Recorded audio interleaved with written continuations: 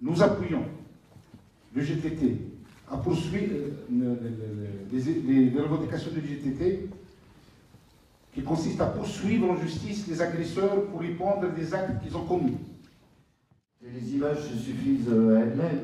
L'attaque qui a été portée contre les locaux de l'UGTT, qui plus est, en choisissant le jour où les camarades célébraient l'assassinat, le 60e anniversaire de l'assassinat de Farhat Hachette, n'est pas un hasard, comme ça vient d'être dit, c'était prémédité. On voit bien que c'est le fait de hordes de milices qui sont celles des Nada, hein, c'est pas la peine de tourner autour du pot. Ma présence aujourd'hui, comme la présence des autres organisations, c'est bien entendu un soutien inconditionnel, je dirais, à la lutte que mènent nos camarades de l'UGTT. C'est le soutien aussi que j'apporte aussi au nom de la Confédération syndicale internationale et de la Confédération européenne des syndicats. Nous étions, comme d'autres syndicalistes aujourd'hui présents à Tunis, aux côtés de nos camarades de l'UGTT pour une délégation.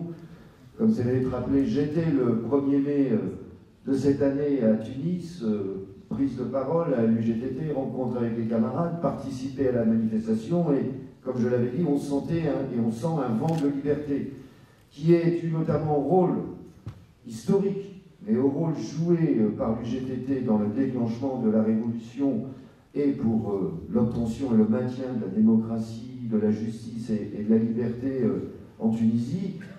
L'œuvre du syndicat, l'œuvre des militants, mais plus largement, je dirais aussi, l'œuvre de la société civile, les artistes, les journalistes qui étaient présents et qui soutenaient fortement cette manifestation, notamment du 1er mai, et que malgré quelques provocations à l'époque des Nada déjà dans le cortège, vu le nombre de manifestants ce jour-là, ça n'a plus prendre prise.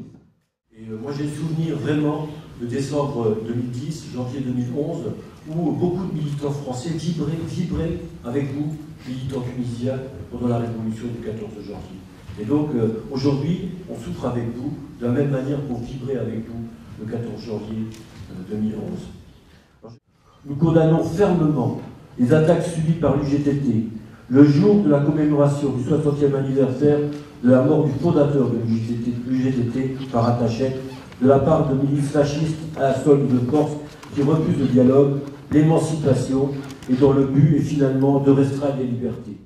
L'action de l'UGTT, sa capacité à négocier des compromis et sa volonté de promouvoir le dialogue social contribuent au renforcement d'une démocratie durement acquise le 14 janvier 2011. Elle a tout l'appui de la CFDT, comme elle l'a eu depuis des dizaines d'années. La CFDT a été présente dans son histoire aux côtés des peuples polonais, chiliens, d'Afrique du Sud. Elle est aux côtés des peuples égyptiens et des peuples du Maghreb. Je tiens à dire ce soir qu'elle est résolument et pour très longtemps à vos côtés, vous, le peuple tunisien. Je vous remercie.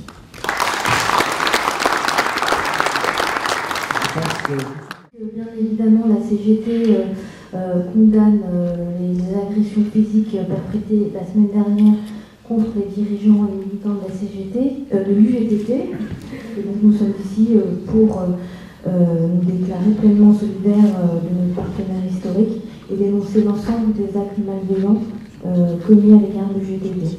On condamne donc fermement leurs auteurs et on enjoint le gouvernement tunisien de faire respecter les libertés syndicales dans le pays. Merci. Au nom du Union syndicale solidaire, je reste notamment du syndicat Sud, donc bien évidemment pour dire tout notre soutien aux camarades de l'UGTT, tout notre soutien contre la répression, et comme on l'avait fait avant janvier 2011, avant décembre 2010, dans d'autres situations, comme par exemple dans le soutien à la population de Gaza ou de Réveillon, et y compris, mais surtout pour le soutien aux luttes et pour qu'effectivement, ce qui a été entamé en décembre 2010, en janvier 2011, et qui est la suite d'un travail mené pendant des années et des années, et bien pour que cette suite, effectivement, elle se passe autrement que ce que malheureusement essaie d'imposer une minorité aujourd'hui en Tunisie.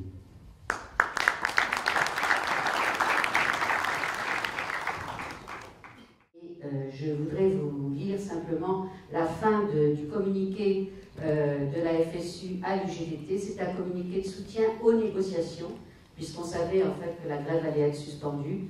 Et voilà ce dernier communiqué, ce dernier paragraphe. La FSU réitère son soutien plein et entier à l'UGTT dans ce combat. Elle appelle le gouvernement tunisien à tout mettre en œuvre pour stopper l'escalade de la violence à l'encontre de l'UGTT et poursuivre les agresseurs en justice, favoriser l'exercice du droit syndical, fixer au plus vite une feuille de route concernant les prochaines élections, à privilégier le dialogue avec les différentes composantes de la société civile en vue de la rédaction de la nouvelle constitution.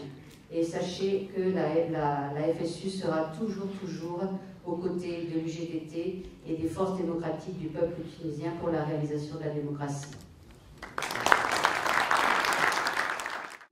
Évidemment, je voudrais ensuite exprimer, comme ça a été fait avant par les prédécesseurs, la solidarité et le soutien du Parti communiste français à l'UGTT. Je ne reviendrai pas sur le rôle éminent de l'UGTT dans toute l'histoire de la Tunisie moderne, à ses militants, notre solidarité à ses dirigeants, à ses militants dont il faut quand même mesurer, mais vous le savez mieux que moi, le courage et la détermination toutes ces années afin de faire face à la période de la dictature, également à l'ère nouvelle qui s'ouvre aujourd'hui pour la Tunisie.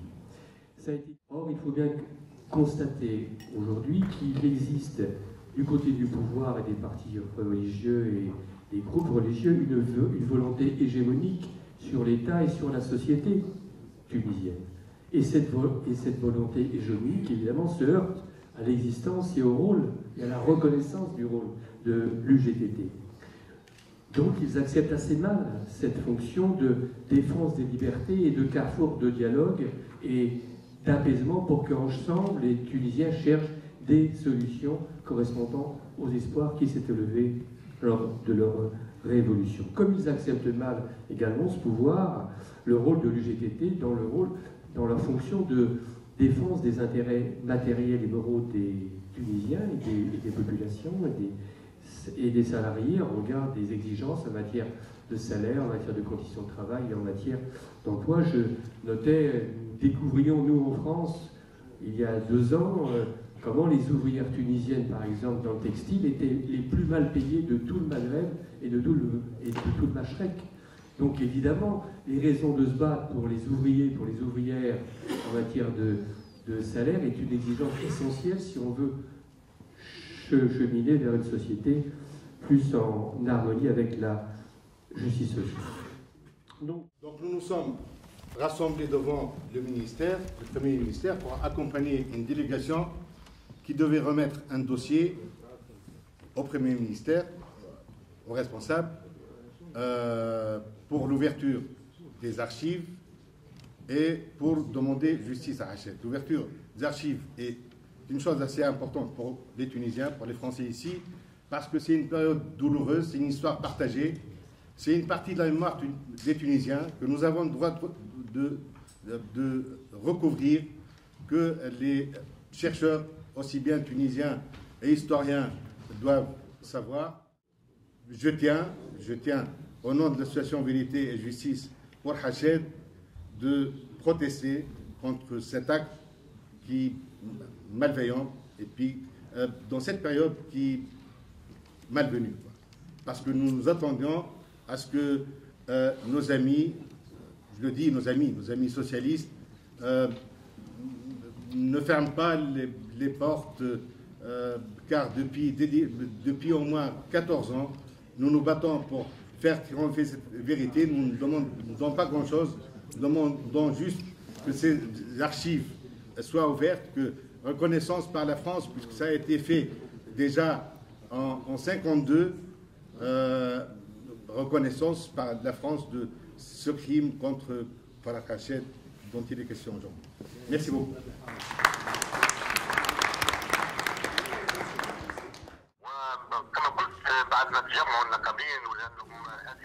Comme tous les ans, donc, le syndicat commémore ce triste anniversaire de l'assassinat de Farhat Hachette et on sort du syndicat pour aller rejoindre le mausolée de Farhat Hachette pour témoigner de notre hommage à ce grand leader.